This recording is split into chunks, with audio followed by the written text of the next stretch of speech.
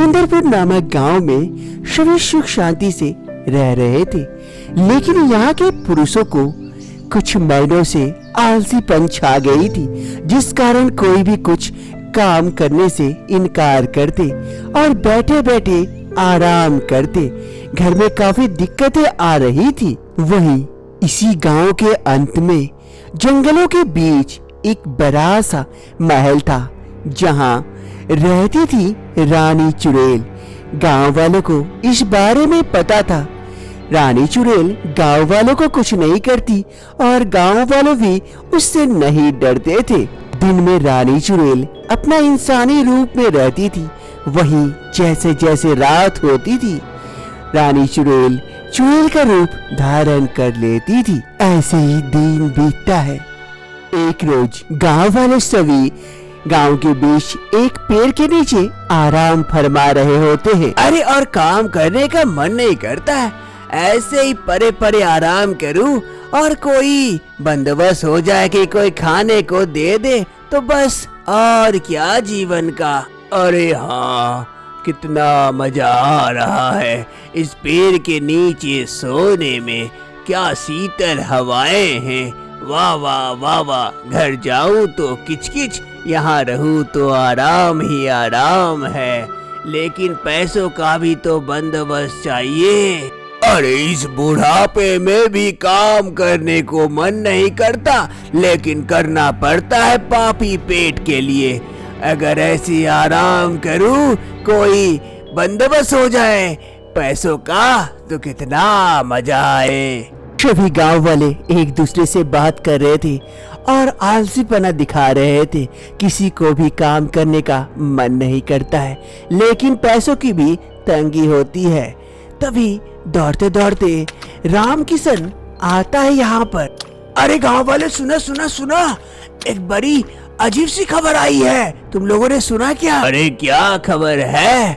रहने दो जो खबर है, हमें क्या लेना देना। अरे हम सब की फायदे की खबर है। रामकिशन की ये बात सुनकर सभी कोई चौकन्ना हो जाते हैं। क्या फायदे की? तो बताना, देर काहे कर रहा है इतना, जल्दी बता जल्दी बता। अरे वो गांव के पीछे चुड़ैल है ना, चुड़ैल जिसका महल सा घर है, उसका स्वयंवर होने वाला है। उसकी शादी जल्दी से जल्दी चलो वहाँ पर, जिससे शादी होगी वो तो मौज करेगा। क्या चुड़ैल से शादी और मौज?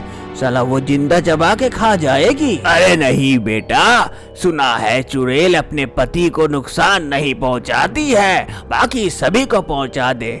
हमारी तो उम्र ही बीत गई, वरना हम भी लाइन लगा देते।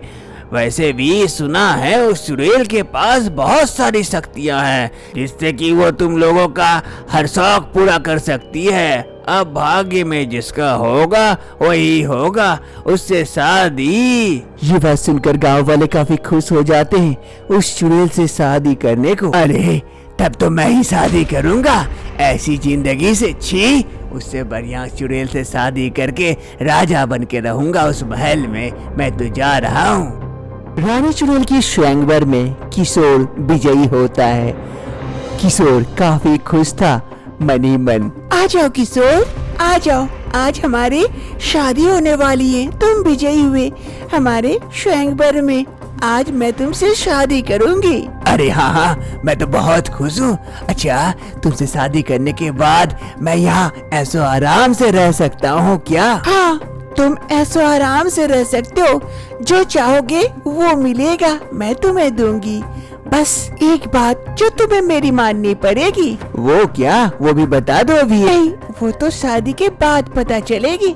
आ जाओ, हम लोग एक दूसरे के गले में माला डालकर शादी रचा लेते हैं जल्द से जल्द। फिर रानी चुड़ैल और किशोर दोनों मंडप के पास जाता है, जहाँ पंडित जी बैठे हुए थे, मंत्र जाप कर रहे थे। वहीं एक दूसरे के गले में माला डालती है। रानी किशोर की और किशोर रानी के दोनों का विवाह संपन्न होता है।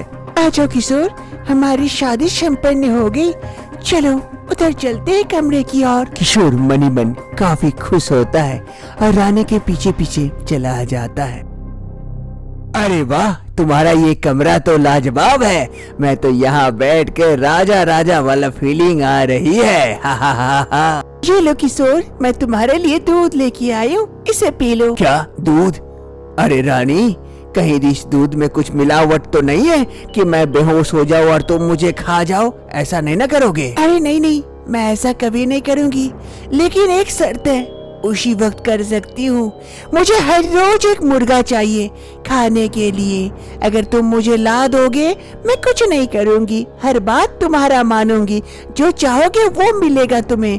लेकिन जिस दिन नहीं लाए, उस दिन मैं मुर्गा के बदले तुम्हें खा जाऊंगी। अरे बस इतनी सी बात, चिंता मत करो, हर रोज तुम्हें एक मुर्गा मिल जाएगा। बाद बाकी तो मैं आराम करूंगा, ऐश करूंगा। जी पतिदेव, ये लीजिए, दूध पी लीजिए और आदेश कीजिए, क्या चाहिए आपको? अरे वाह, आज से ही सेवा चालू।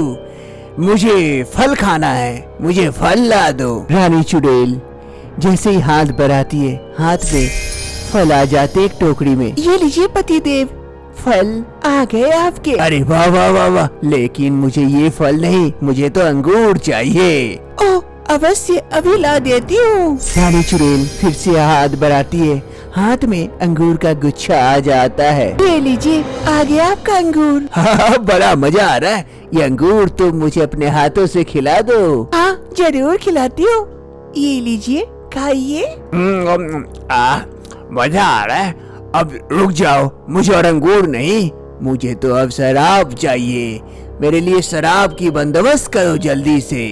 ठीक है, मैं अभी लाती हूँ आपके लिए शराब। फिर रानी चुड़ैल एक बोतल में शराब लाती है और गिलास में। ये लीजिए पतिदेव, शराब आ गया आपके। किशोर काफी खुश हो जाता है ऐसी जिंदगी देखकर। रानी चुड़ैल गिलास में शराब डाल के देती है और किशोर पीता है। एक के बाद एक गिलास खाली करते जाता है। कुछ देर ज्यादा शराब पीने के बाद किशोर को नशा चढ़ जाता है और वो वहीं पर सो जाता है। अरे ये क्या, ये तो शराब पीने के बाद टाइम टाइम फिश हो गया। कोई बात नहीं है। ऐसे ही कुछ समय बीत जाते हैं। एक रोज किशोर मुर्गी लेकर शाम के वक्त महल की ओर जा रहा होता है। अरे आज काफी शाम हो गई, ये मुर्गी भी नहीं मिल रही थी, इसे लेके भी तो जाना है, वरना अरे ये सब सोचना भी नहीं है। जल्दी लेके जाता हूँ महल के अंदर, फिर रात को मौज करूँगा मौज।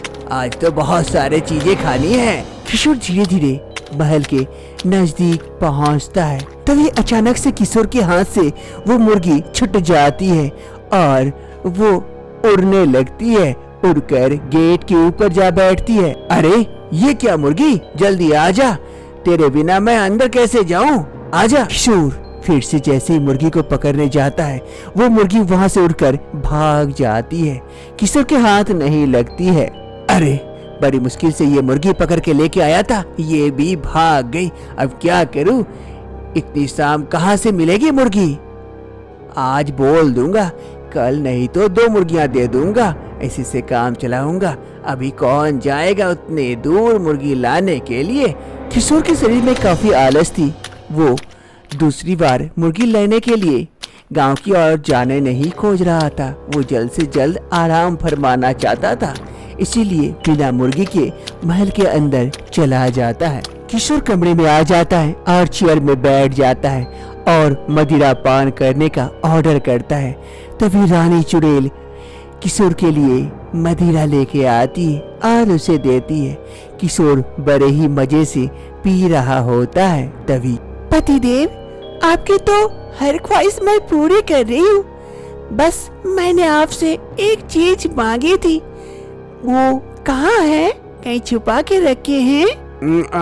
अरे रानी, तुम्हें बोलना ही भूल गया। मैं आज लेके आ रहा था, मुर्गा हाथ से निकल गया, उड़ के भाग गया। कल तुम्हारे लिए 2 मुर्गा ला दूंगा, चिंता मत करो, मैं हूँ ना। ये बात सुनते ही रानी चुड़ैल को काफी गुस्सा आ जाता है और वो अपने असली रूप चुड़ैल रूप में आ जाती है। मैंने तुम्हें मना किया था ना कि जिस दिन तुम मेरे लिए मुर्गा नहीं लाओगे, उस दिन मुर्गे के बदले मैं तुम्हें खाऊंगी। एक ही शर्त थी मेरी और तुमने आज मेरी शर्त पूरा नहीं किया। अरे रानी चुड़ैल, शांत हो जाओ। मैं अभी मैं ला के देता हूँ, नहीं तो मैं, शांत हो जाओ। अब लाने का वक्त चला गया, अब तो तुम ही मेरे भोजन बनोगे। अरे नहीं, मुझे छोड़ दो, मुझे कुछ मत करो। मैं कभी भी ऐसा गलती नहीं करूँगा। मैं तुम्हारा पति हूँ, तुम मेरे लिए कुछ नहीं कर सकते। नहीं, छोड़ दो मुझे जाने दो। पति थे, खाने के आगे कुछ नहीं, पहले भोजन फिर कुछ। फिर रानी चुड़ैल किशोर के ऊपर हावी हो जाती है और अपना भोजन प्राप्त करती है, किशोर को मार डालती है। अब धीरे धीरे दिन बीतते गए, रानी चुड़ैल का स्वयंवर होता गया। गांव वाले लालच में रानी चुड़ैल के साथ शादी रचाते गए और जैसे रानी चुड़ैल का शर्त पूरा नहीं होता है, रानी चुड़ैल गांव वाले को ही मार डालती है। कुछ समय बाद गांव में फिर से चुड़ैल का स्वयंवर रखा जाता है, लेकिन सभी गांव वाले काफी दहशत में थे। अरे जाओ, फिर से चुड़ैल का स्वयंवर रचा है, नहीं भाग लोगे क्या? अरे नहीं काका, अब भाग लिए तो ऊपर ही पहुंच जाएंगे। सुना है गांव वालों को लालच देकर चुड़ैल बुलाती है और फिर जाने के बाद उसे मार डालती है। हम तो भाग नहीं लेने वाले हैं। गांव वाले काफी डरे हुए थे, क्योंकि उन्हें लग रहा था कि वो चुड़ैल ही सब गांव वालों को शादी का लालच देकर मार डालती है, इसलिए उसके स्वयंवर में कोई नहीं जाते हैं। रानी चुड़ैल काफी मायूस थी, क्योंकि उसके स्वयंवर में किसी भी गांव वाले ने भाग नहीं लिया था। इसीलिए रानी चुड़ैल शादी के मंडप में चुपचाप बैठी। अरे, मेरे स्वयंवर में कोई भाग नहीं लिया तो क्या आज मेरी शादी नहीं होगी? क्या मैं ऐसे ही रहूंगी? काफी मायूस होकर रानी चुड़ैल बैठी थी। तभी वहाँ पर एक व्यक्ति आता है। क्यों मायूस हो? मैं हूँ ना, मैं तुमसे शादी करूँगा। क्या तुम मुझसे शादी करने को तैयार हो? क्या तुम मुझसे शादी करोगे? लेकिन कौन हो तुम? कहाँ से आए? क्या तुम मेरी सच्चाई जानते हो? अरे हाँ, मैं सब जानता हूँ। मैं तुमसे शादी करना चाहता हूँ। क्या तुम मुझसे शादी करोगी? इधर रानी चुड़ैल मन ही मन सोचती है, अरे ये बकरा तो खुद कटने आया है, कैसे जाने दे सकती हूँ? मुझे तो शादी करनी थी, भले ही बिना स्वयंवर के कर लेती हूँ। हाँ, मैं शादी करने को तैयार हूँ। यहाँ आ जाओ, हम एक दूसरे को माला पहनाकर शादी रचा लेते हैं। फिर रानी चुड़ैल और वो व्यक्ति मोहित दोनों एक दूसरे को माला पहनाकर शादी रचा लेते हैं। हमारी शादी हो गई, चलो अब घर के अंदर की ओर चलते हैं। फिर रानी चुड़ैल मोहित को घर के अंदर की ओर लेके जाती है। रानी चुड़ैल मोहित को कमरे में लेकर आती है। आ जाओ, यहाँ बैठो, मैं तुम्हारे लिए दूध लेके आती हूँ। मोहित जाके कुर्सी में बैठता है। तभी रानी चुड़ैल उसके लिए दूध लेके आती है और उसे देती है। ये लो, ये दूध पी लो, शगुन के लिए अच्छा होता है। रानी चुड़ैल मोहित को वो दूध का गिलास दे देती है और बदले में मांगती है, और मेरा तोहफा कहाँ है? कहाँ लेके आए हो? क्या चाहिए तुम्हें? जो मांगोगे वही मैं तुम्हें दे सकता हूँ, भले ही जान मांग लो। मुझे एक मुर्गा चाहिए हर रोज, अगर नहीं दे सकते तो मैं तुम्हें उस मुर्गे की भांति चबा के खा जाऊंगी। मेरा मुर्गा कहाँ है? जल्दी दो। लेकिन मैं कोई मुर्गा तो लेके नहीं आया हूँ, तुमने तो बताया नहीं था पहले। क्या तुमने कहा कि तुम्हें सब कुछ पता है? मेरा मुर्गा नहीं मिलेगा तो मैं तुम्हें खा जाऊंगी। ये कहते कहते रानी चुड़ैल को काफी गुस्सा आ जाता है और वो चुड़ैल का रूप धारण कर लेती है। लेकिन मोहित बिल्कुल नहीं डरता है। क्या तुम्हें डर नहीं लग रहा है मुझसे? मैं तुम्हें खाने वाली हूँ। आज तुम्हारा अंत हो के रहेगा। मुझे तुमसे डरने की कोई आवश्यकता नहीं है। तुम्हारे इस चुड़ैल रूप का कारण मैं जानता हूँ, इसीलिए तो आज मैं तुम्हारे सामने आया हूँ। ये लो, ये मेरा हाथ, तुम इससे खून पी सकती हो। तुम खून पियोगी तभी तुम्हें सब कुछ याद आ जाएगा और तुम्हारे इस श्राप से भी तुम्हें मुक्त हो जाओगी तुम। क्या? ये बकवास बंद करो। अगर तुम यही चाहते हो तो ठीक है, मैं तुम्हारे हाथ से ही खून पीऊंगी। लाओ अपना हाथ। मोहित अपना हाथ आगे बढ़ा देता है और वो चुड़ैल मोहित के हाथ में से खून पीने लगती है। जैसे ही खून की एक घूंट भी अंदर जाती है, चुड़ैल को अजीब सी हलचल होने लगती है और वो वहीं पर नीचे गिर पड़ती है।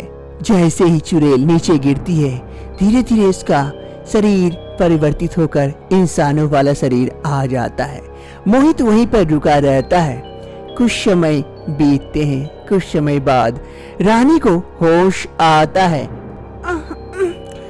अरे मोहित, तुम यहाँ? और यहाँ मैं कैसे आ गई मोहित? यहाँ मैं क्या कर रही हूँ? अरे रानी, बड़ी लंबी कहानी है, कभी फुर्सत में बताऊंगा। एक काम करो, यहाँ से जल्दी से चलते हैं। चलो हम अपने घर चलते हैं, वहाँ जाके बात करते हैं। रानी को कुछ समझ नहीं आता है। वो मोहित के बात में आ जाती है और मोहित के साथ यहाँ से चली जाती है। आखिर बात क्या थी, मुझे बताओ, मैं वहाँ कैसे पहुँची? अगर तुम्हें जानना ही है तो सुनो। कुछ समय पहले की बात है। हम दोनों एक जंगल में घूमने गए थे, जहाँ पर हम दोनों से एक गलती हो गई और साधु बाबा ने हम दोनों को एक श्राप दे दिया जुदा होने के लिए। वो जुदाई भी अजीब थी। तुम्हें दे दिया चुड़ैल रूप, जिस कारण तुम वहाँ से चली गई उस महल में, और तब तक तुम्हें वहाँ इंतजार करना था जब तक कि मैं तुम्हारे पास जाकर अपना खून तुम्हें ना पिला दूं। तुम्हें तब तक कुछ नहीं याद आता और तुम गांव वालों को ऐसे ही मारते रहती। भाग्य में ना हो कि मुझे पता चला तुम्हारे बारे में और मैं वहां पहुंच गया और ये सिलसिला रुक गया। उसके बाद मैं तुम्हें यहाँ लेके आ गया। अब हमें और कोई जुदा नहीं कर सकता, हम साथ रहेंगे हमेशा। हाँ मोहित, मुझे भी सब कुछ याद आ गया। क्या वो दिन थे? मेरे श्राप के कारण मैं कैसे बन गई थी। नहीं, मैं तुम्हारे बिना रह नहीं सकती। हम हमेशा साथ रहेंगे। रानी को सारी बातें पता चल गई, उसे सब कुछ याद आ गया।